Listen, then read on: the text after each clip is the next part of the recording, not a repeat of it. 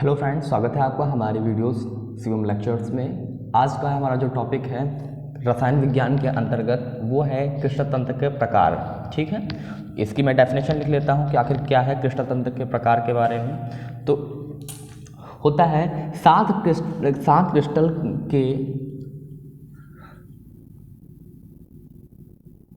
सात क्रिस्टल के सभी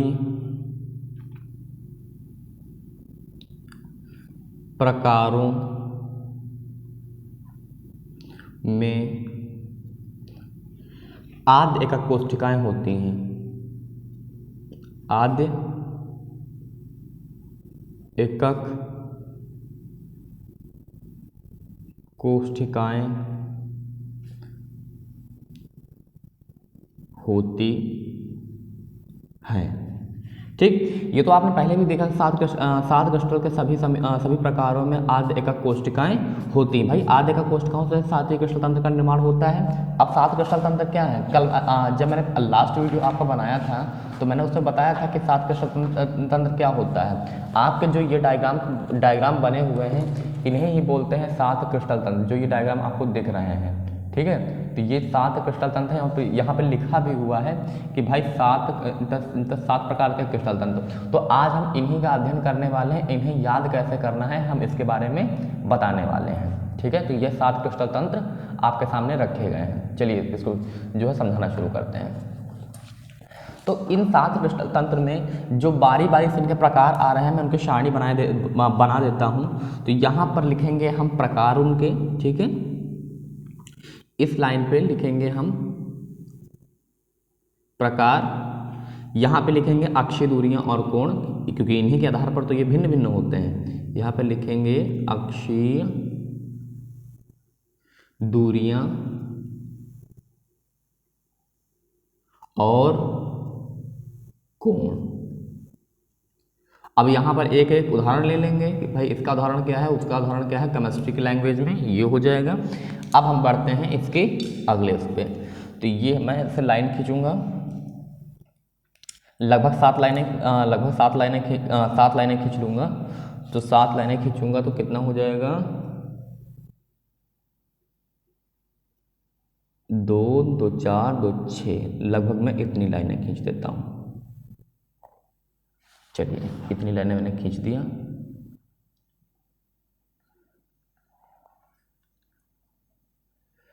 देखिए सबसे जो पहला प्रकार होता है उसे बोलते हैं घनीय। सबसे जो पहला प्रकार है उसे क्या बोलते हैं? घनीय। दूसरा जो प्रकार है इसे बोलते हैं चतुष्कोणीय द्विसमलंबाक्ष। क्या बोलते हैं? चतुष्कोणीय या द्विसमलंबाक्ष। तीसरा है विषम लंबाक्ष। विषम लंबाक्ष। चौथा है एकनताक्ष।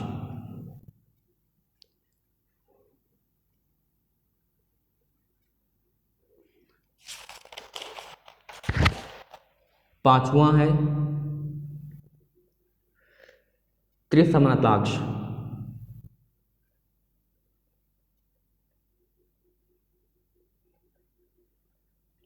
अथवा इसे त्रिकोणी भी बोलते हैं।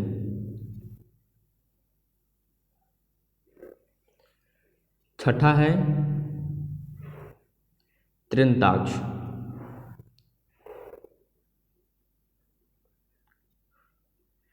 सातवां है षटकोणी।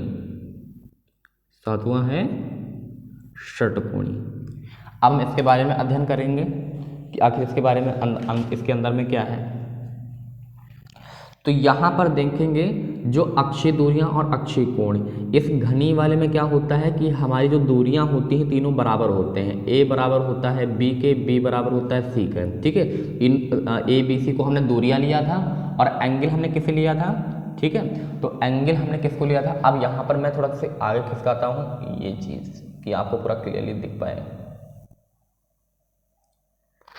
ये चीज़। तो यहाँ पर हमने ए बी सी यहाँ पर लिखा हुआ है, तो ये इसकी दूरी क्या होंगी, बराबर होती है, लेकिन और सभी कोण क्या होते हैं, जो सभी कोण होते हैं। यहाँ पर क्या लिखेंगे, जो सभी कोण जो कितने के होते हैं, 90 के होते हैं। तो अगर a बराबर b बराबर c, सभी कोण क्या होता है 90, और ठीक है। तो यानी ये क्या हुए, एक वर्ग की तरीके से, यानी ये किसकी बात कर रहा है, इसकी बात कर रहा है। घनी जो डायग्राम का स्टडी हम लोग कर रहे हैं वो ये वाला है, ठीक है। इसमें क्या है कि a बराबर है b के, a बराबर है c के, और ये और भी दे रखा होगा।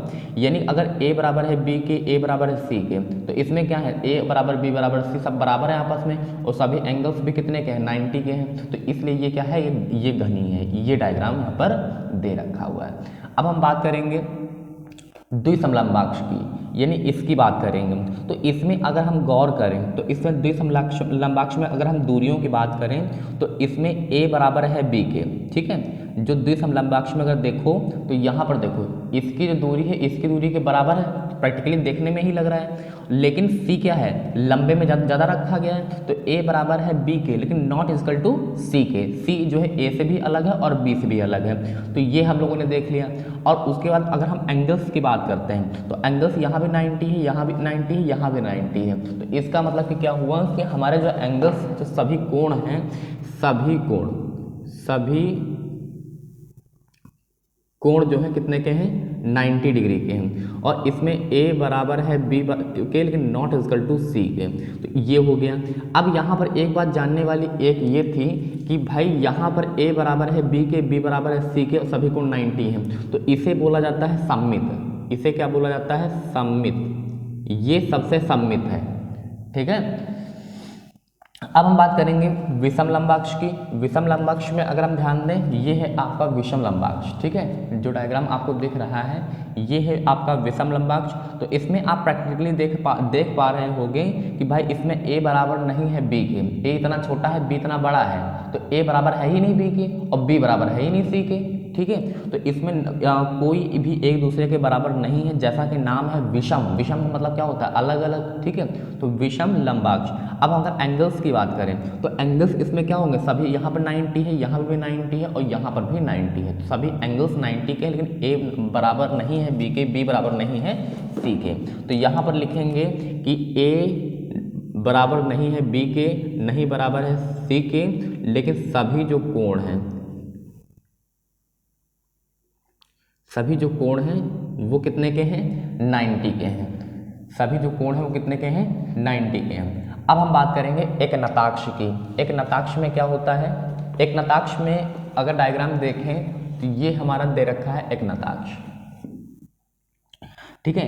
एक नताक्ष, ये देखो डायग्राम में दे रखा है एक नताक्ष का, ये हमें एक नताक्ष दे रखा है। तो एक नताक्ष की जो खासियत क्या होती है कि इसमें जो होता है देखो इसमें तो क्या तीनों भुजाएं बराबर नहीं है, भाई a इतना छोटा है, c इतना बड़ा है, b इतना है। तो हमें पहली चीज़ ये पता चल गई कि भाई इसमें a c b आपस में दोनों बराबर नहीं।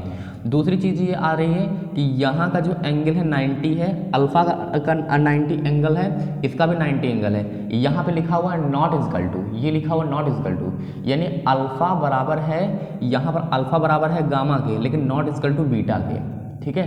तो यहाँ पे इस चीज़ को लिखेंगे कि भाई इसमें तीनों भुजाएं बराबर नहीं हैं। तो यहाँ पर कितना आ जाएगा, एक नताक्ष में a जो है नहीं बराबर है b के, b बराबर नहीं है c के, ये हो गया।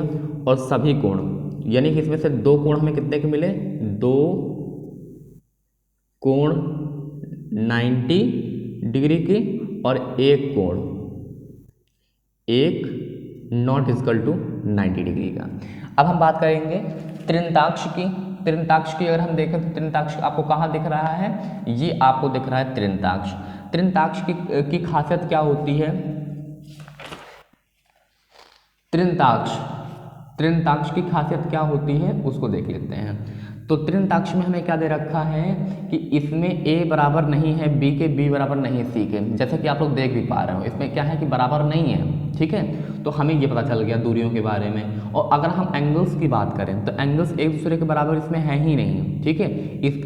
इसका एंगल कुछ और है, इसका एंगल कुछ और है, इसका एंगल कुछ और है। तो त्रिंताक्ष जो है इसमें क्या है, इसका कुछ भी बराबर नहीं है, यानी कि ए त्रिंताक्ष, हमने जो स्टडी किया है वो त्रिंताक्ष का किया है, ठीक है।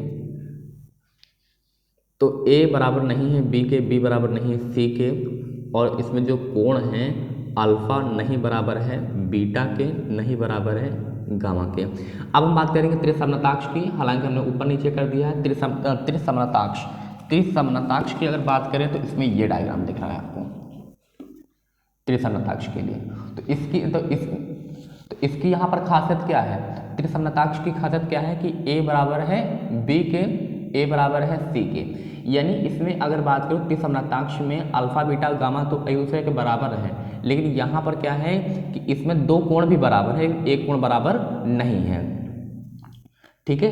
तो हम बात करेंगे त्रिसमताक्ष की, इसमें क्या है कि इस सारे एंगल्स तो आपस में बराबर है, लेकिन ये 90 के नहीं है, आपस में बराबर तो जरूर हैं लेकिन 90 के नहीं है। तो यहाँ पर हम कितना करेंगे कि भाई हमारा इसमें ए बराबर है बी के, बी बराबर है सी के, ठीक है, और हमारा अल्फा बराबर है बीटा के, बीटा बराबर है गामा के, लेकिन नॉट इजकल टू 90 के नहीं होंगे, बराबर तो होंगे।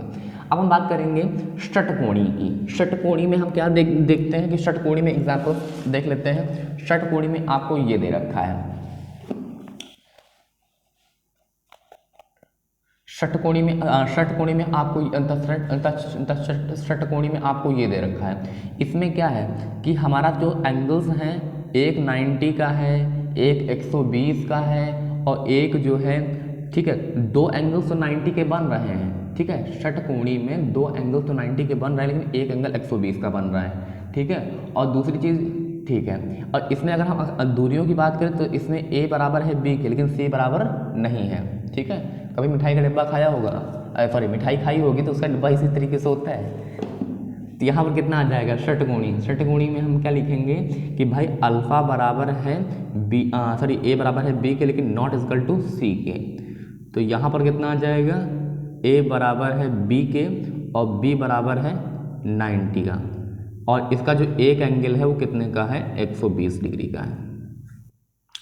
अब मैं इसके वो एग्जांपल्स लिख देता हूँ। अब इसमें एक सबसे कौन सा है, देखिए इसमें सब इक्वल इक्वल नजर आ रहे थे, ठीक है, इसमें सब इक्वल इक्वल नजर आ रहे थे, जबकि अगर हम उसकी बात करें त्रिसमताक्ष की, त्रिंताक्ष की, तो त्रिंताक्ष में सब अलग अलग हैं। तो ये सबसे सममित था, सेम सेम था, तो ये सबसे असममित है, ये असममित, क्योंकि एग्जाम में पूछता है कि भाई बताओ जो है आपके क्रिस्टल जाल में सममित कौन है, असममित कौन है। तो यहाँ पर मेरा थोड़ा लिखते हट गया था, तो ये भी आप देख लीजिएगा, ये दे रखा है। अब मैं इनके एग्जाम्पल्स लिख देता हूँ। तो ये अक्षीय दूरियाँ और अक्षीय कोण, तो उदाहरण को मैं साइड में लिखे दे रहा हूँ, उदाहरण को जो है आप लोग नोट कर सकते हैं। तो मैंने कुछ मोस्ट इंपॉर्टेंट जो उदाहरण जो आपको याद जो हो सकते हैं उनको मैंने छांटा हुआ है। तो क्या हो जाएगा आपका, यहाँ पर आप उदाहरण के तौर पर लिखेंगे NaCl, वही नमक, फिर यहाँ पर आप लिखेंगे SnO2 टिन ऑक्साइड, SnO2, यहाँ पर लिखेंगे बेरियम सल्फेट, यहाँ पर लिखेंगे सोडियम एकनताक्ष, इसका एग्जाम्पल है Na2SO4। फिर बात करेंगे त्रिसमताक्ष अथवा त्रिकोणी की, इसका है कैल्शियम कार्बोनेट। त्रिंताक्ष इसका है कॉपर सल्फेट, और षटकोणी इसका है ZnO, ठीक है। आपको दिखा देता हूँ, ऊपर नीचे थोड़ा सा हो गया है ये चीज़। तो यहाँ पर एग्जाम्पल आप लोगों ने देख लिया, इसकी कंप्लीट हो गया। अब भाई हम इस चीज़ को याद कैसे करें, मैं इस विषय में थोड़ा चर्चा कर लेता हूँ, क्योंकि मैं नहीं चाहता कि आप लोग कोई चीज़ रट्टा मारो, ठीक है, रट्टा ना मारो, उसको समझ लो। अगर कोई चीज़ रट्टा मारने वाली है भी तो ऐसे ट्रिक से रट्टा मारो नुकसान ना पहुँचे। तो हमने एक यहाँ पर मैं चीज़ लिखूँगा, उसका मतलब हम लोग निकालने की कोशिश करेंगे। तो मैंने यहाँ पर लिखा घ न च सन विवा एक न त्रिका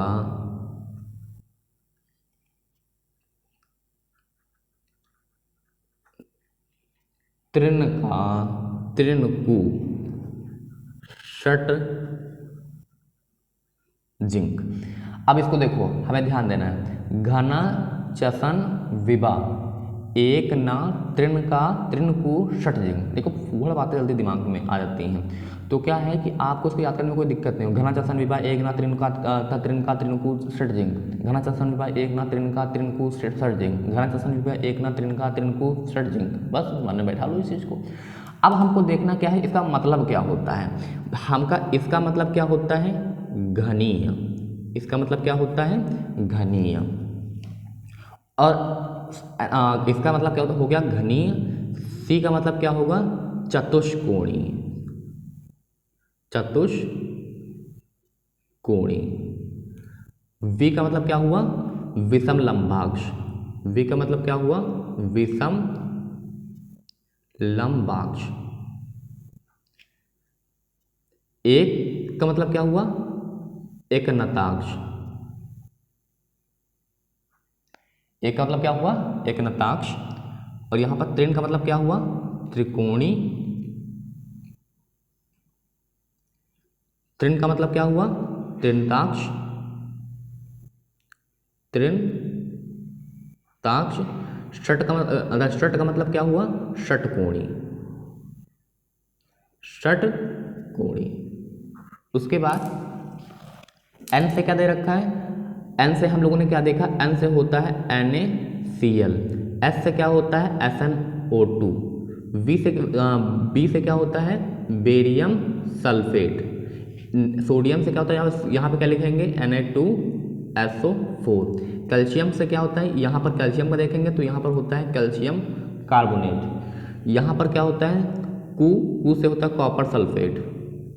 जिंक से क्या होता है, ZnO। तो इस प्रकार से आपको याद कर लेना है, ठीक है। तो फिर से हम यहाँ पर देखेंगे, घना चसन विभा एक ना त्रिनका त्रिनकु षट जिंक। घ से घनी का एग्जाम्पल है सोडियम क्लोराइड।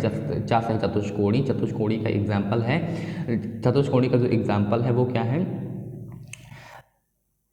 SnO2, ठीक है। यहाँ पर विषम लंबाक्ष का एग्जाम्पल क्या है, बेरियम सल्फेट। एकनताक्ष का एग्जाम्पल क्या है, सोडियम सल्फेट। और यहाँ पर त्रिकोणी का एग्जाम्पल क्या है, कैल्शियम कार्बोनेट। और यहाँ पर त्रिन का क्या होता है, फुल फॉर्म त्रिनताक्ष होता है। और इसका जो एग्जाम्पल है वो कॉपर होता है, ठीक है। तो इस प्रकार से याद करने में क्या होती है, आसानी होती है। हालांकि ज़्यादा कहीं याद करने के लिए नहीं आता है, यहाँ पर दे रखा हुआ याद करने के लिए, तो आप इसको याद करने की ट्रिक इस्तेमाल कर सकते हो। अच्छा, अब हम अगले स्टेप पर बढ़ने वाले हैं। तो अगला जो हमारा होने वाला है, एक कोष्ठिका में अवयवी कणों की संख्या। तो हमारा जो अगला टॉपिक चलने जा रहा है, एक कोष्ठिका में अवयवी कणों की संख्या पर चलने वाला है। चलिए शुरू करते हैं, तो अगले टॉपिक पे बढ़ते हैं। अगला टॉपिक है एकक कोष्ठिका में अवयवी कणों की संख्या। एकक कोष्ठिका में अवयवी कणों की संख्या, ठीक। इसके मैं थोड़ा लिख देता हूं इसके मतलब को। दीर्घ क्रिस्टलीय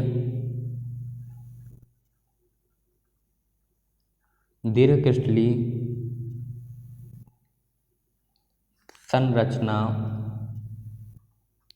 में प्रत्येक एकक कोष्ठिका के अवयवी कण अपने चारों ओर उपस्थित अन्य एकक कोष्ठिकाओं से संबंधित होते हैं। अन्य एकक कोष्ठिकाओं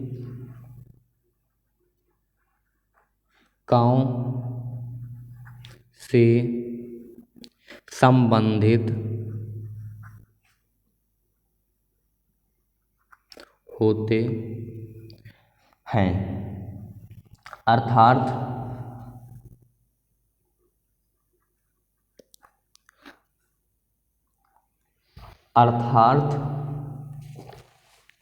एक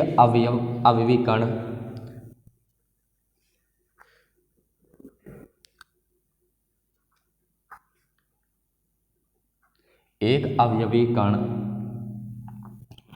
एक से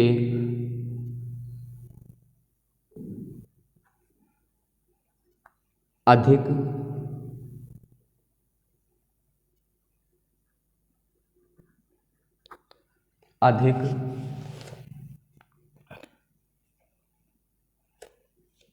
एकक कोशिकाओं में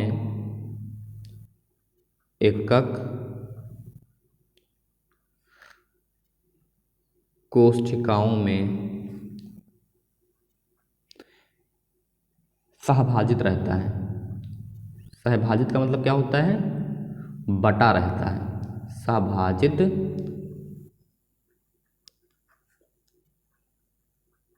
सहभाजित रहता है। एकक कोशिका के कोनों पर एकक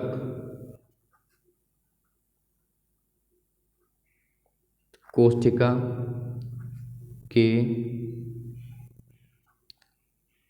कोनों पर उपस्थित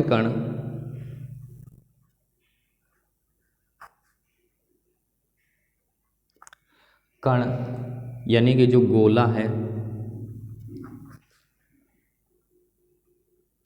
8 एकक कोशिकाओं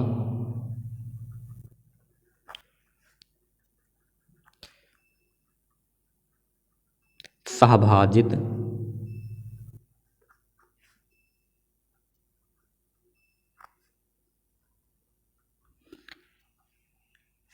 होता है। तो यहाँ पर ये हमने लिख दिया है, सहभाजित होता है। अब इसका हम मतलब सहभाजित होता है अतः प्रत्येक एकक कोशिका में इसका 1/8 भाग होता है।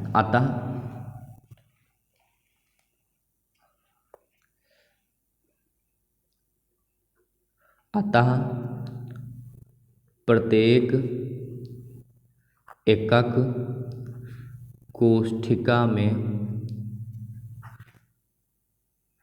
इसका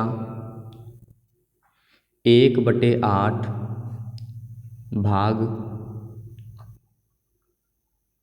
होता है। ठीक है, तो ये चीज़ हम इसमें आ गई।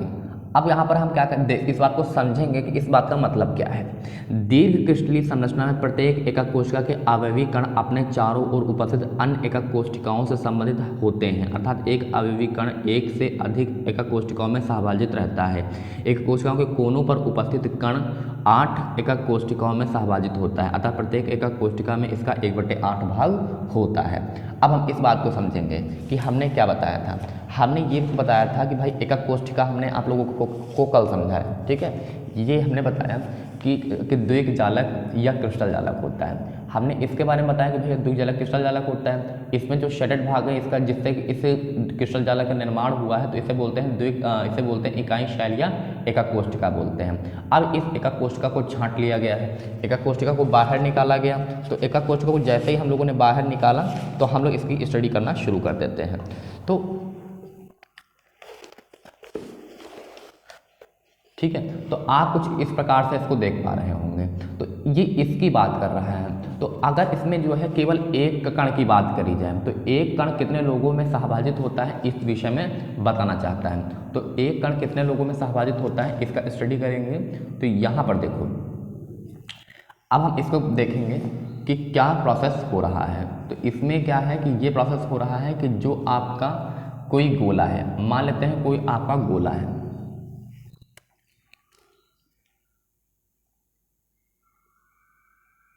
ये कोई गोला है। तो यहाँ इसको कितने लोगों में काटा जा रहा है? इसे 4 लोगों में काटा जा रहा है। ठीक है। तो इसे 4 लोगों में काटा गया तो हमें कितने हिस्से मिल गए, 4 हिस्से मिल गए। और 4 हिस्से मिलने के बाद भाई ये तो गोला क्या है कि भाई गोला कटा हुआ है, इसमें 4 हिस्से और होंगे, क्योंकि ये तो गोला क्या है अभी ऐसे ऐसे कटा है, एक बार ये ऐसे कटेगा। नींबू को देखा हुआ अगर यहाँ पे जो है कोई गोला वाला होता तो मैं बता रहा आपको, ठीक है। अभी क्या है कि भाई इसको में क्या हो रहा है कि अब ऐसे कट रहा है, अभी क्या था कि इसमें क्या है कि भाई ऐसे ऐसे काट काट बनाए जा रहे थे, अब क्या है इसमें ही कर दोगे तो हमारे पास उसके दोगुना हो जाएंगे, यानी कि कितना हो जाएगा 8, यानी कि 8 भाग होते हैं। तो अब 8 भाग होते, एक गोले के 8 भाग हो जाते हैं। अब एक एकक कोष्ठिका को कितना मिलता है, एक एकक कोष्ठिका को कितना मिलता है, केवल 1/8 हिस्सा मिलता है, यानी 8 में से केवल एक हिस्सा ही मिलता है। तो ये बात आप लोगों ने समझ लिया। अब हम बात करेंगे, यानी हमेशा ध्यान रखना कि जो हमारे कण कोनों पर उपस्थित होते हैं, ठीक है, मैं इस डायग्राम को बना देता हूँ कि जो कोनों पर उपस्थित होते हैं उन्हें कितना मिलता है। तो हमने ये डायग्राम बनाया एकक कोष्ठिका का।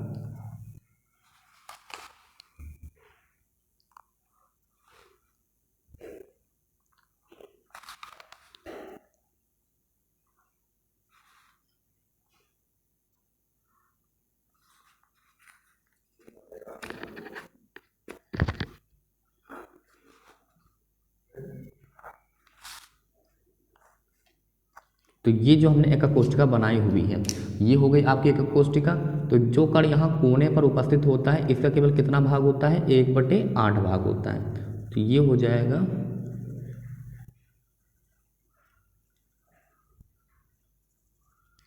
1/8। ठीक है, मैं थोड़ा उसको जूम करके बता देता हूँ। जो यहाँ पर परमाणु रखा हुआ होता है इसका केवल कितना भाग होता है, केवल इसका 1/8 भाग होता है। चलिए बढ़ते हैं अगले उस पर कि देख लेते हैं अगले प्रोसेस पे क्या है। दूसरी चीज़ क्या आती है, ये तो हमने इसका स्टडी कर लिया। अब हम इसका अगले स्टेप पे स्टडी करेंगे तो हमें क्या मिलता है कि भाई एकक कोशिका के फलक के केंद्र पर एकक कोशिका के फलक के केंद्र पर उपस्थित प्रत्येक अवयवी कण, उपस्थित अवयवी कण का अवयवी कण यानी गोले का 2 भागों में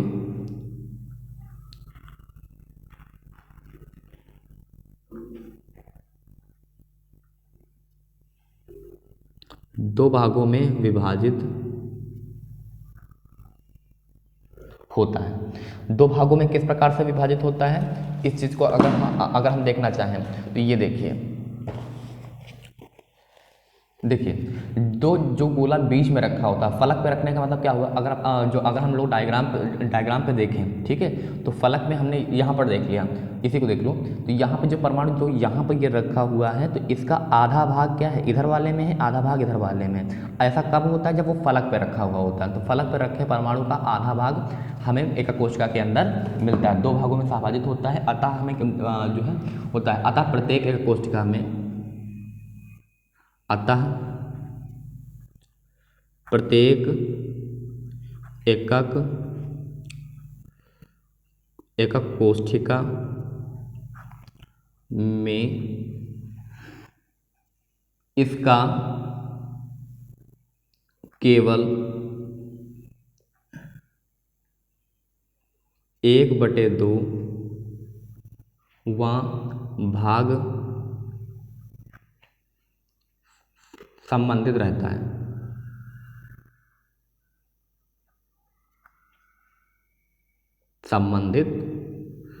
है। ठीक, एकक कोशिका के केंद्र पर। अब देखो हो गया, एकक कोशिका के केंद्र पर उपस्थित अवयवी कण किसी भी अन्य कोशिका को विभाजित नहीं होता था। ठीक है, ये चीज होगी। इसका मतलब क्या हुआ कि अगर मैं ऊपर वाले डायग्राम में ही समझाऊं, ठीक है, या नीचे में डायग्राम थोड़ा छोटा सा बना देता हूं, ये चलो उसको मैं बाद में बना दूंगा। तो आपने इस चीज़ को देख लिया कि भाई इसमें जो परमाणु बीच में उपस्थित होता है, ठीक है, या मैं इस पर थोड़ा सा समझा देता हूँ आपको। तो ये देखिए, तो अगर मान लेते हैं कि कोई परमाणु इस डायग्राम में यहाँ पर रखा हुआ है, तो जो परमाणु यहाँ पर रखा हुआ है तो उसका अगर मैं थोड़ा जूम करके बनाऊँ, ठीक है, तो इसमें कितना भाग हमें मिलता है, आधा भाग मिलता है। ठीक है, अब हम बात करेंगे कि अगर कोई परमाणु केंद्र पर रखा हो, केंद्र पर रखा होने का मतलब क्या हुआ कि अगर मान लो यहाँ पर रखा हो, केंद्र पर रखा हो, तो केंद्र पर रखा, अगर बीच में रखा हुआ तो भाई ये तो किसी से नहीं बटा हुआ है। जब जो चीज़ हमारे पास केंद्र में रखी हुई होती है तो उसका कोई भी भाग नहीं होता ना। ये देखो,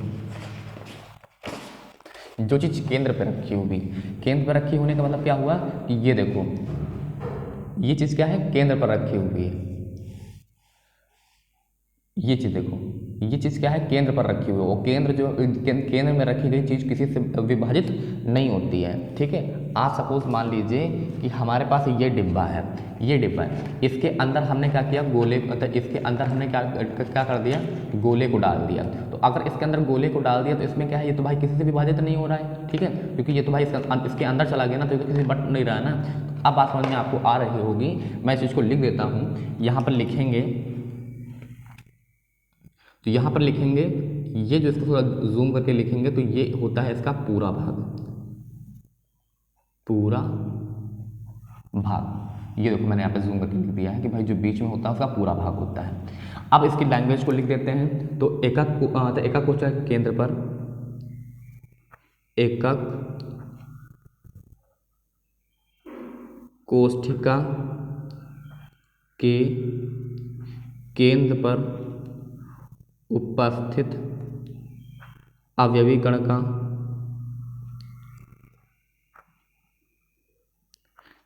का पूर्ण योगदान होता है।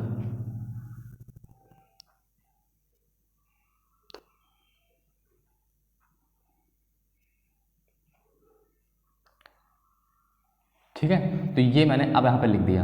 अब यहाँ पर हम क्या है कि भाई हमने आप लोगों को नोट्स रेडी कर लिए, और जो अगर आप जो वीडियो को, जब आपको लगता हो कि वीडियो जब मैं लिख रहा होता हूँ, तो आप जो है यूट्यूब की सेटिंग पर यूट्यूब पर सेटिंग पर जाकर क्या है, जो 3 पॉइंट साइड में बने हुए होते हैं, तो वहाँ पर जाकर आप क्लिक करना और अपनी वीडियो को जो है नॉर्मल से थोड़ा सा उसकी स्पीड थोड़ा बढ़ा देना।